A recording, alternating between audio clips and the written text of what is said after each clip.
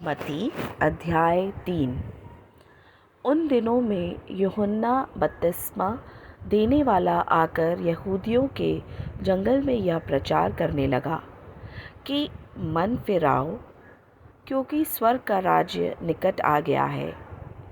यह वही है जिसकी चर्चा यशायाह भविष्यवक्ता के द्वारा की गई कि जंगल में एक पुकारने वाले का शब्द हो रहा है कि प्रभु का मार्ग तैयार करो, उसकी सड़कें सीधी करो।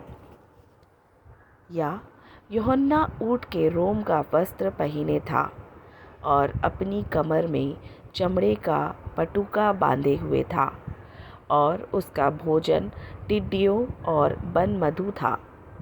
तब यरूशलेम के और सारे यहूदियों के यरदन के आस पास के सारे देश के लोग उसके पास निकल आए और अपने अपने पापों को मानकर यरदन नदी में उससे बपतिस्मा लिया। जब उसने बहुतेरे फरीसियों और सदूकियों को बपतिस्मा के लिए अपने पास आते देखा तो उनसे कहा कि हे सांप के बच्चों, तुम्हें किसने जता दिया कि आने वाले क्रोध से भागो?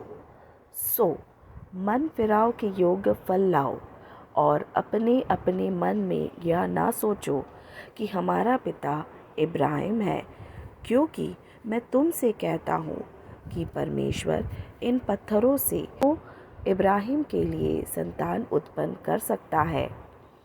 और सब कुल्हाड़ा पेड़ों की जड़ पर रखा हुआ है, इसलिए जो जो पेड़ अच्छा फल नहीं लाता वह काटा और आग में झोंका जाता है।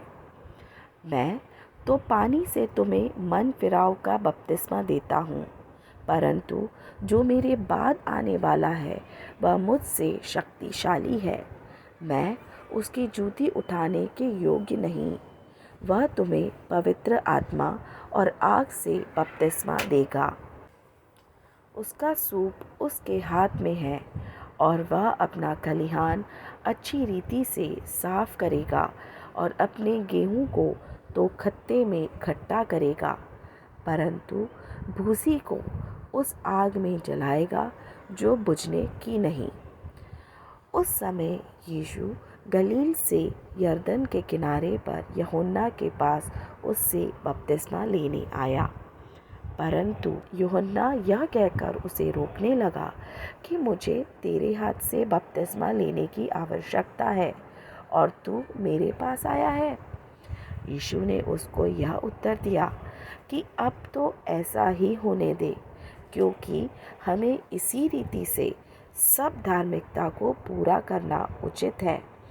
तब उसने उसकी बात मान ली और यीशु बपतिस्मा लेकर तुरंत पानी में से ऊपर आया, और देखो उसके लिए आकाश खुल गया और उसने परमेश्वर के आत्मा को कबूतर की नाई उतरते और अपने ऊपर आते देखा। और देखो यह आकाशवाणी हुई कि यह मेरा प्रिय पुत्र है, जिससे मैं अत्यंत प्रसन्न हूँ।